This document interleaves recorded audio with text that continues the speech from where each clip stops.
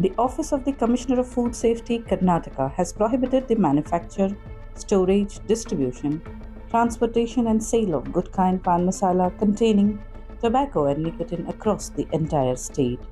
According to notification issued on June 15, 2026, the ban has been imposed in the interest of public health under Section 30 of the Food Safety and Standards Act 2006 of the Food Safety and Standards Prohibition and Restrictions on Sales Regulations 2011. The prohibition also covers any other products marketed separately that contain tobacco or nicotine in the final product, regardless of the name under which they are sold. The order applies to both packaged and unpackaged products.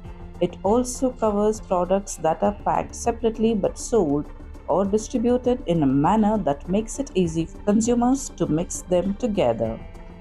Gutkha and Pan Masala containing tobacco or nicotine, whether packed in sachets, pouches, packages, containers, or sold by any other means, will remain prohibited throughout Karnataka. The notification states that the prohibition will remain in force for a period of 1 year from the date of the notification, meaning the order takes effect from June 15, 2026. The notification has been issued by the Commissioner of Food Safety and Drug Administration, Bengaluru, as a public health measure aimed at restricting the sale and distribution of tobacco and nicotine containing products in Karnataka.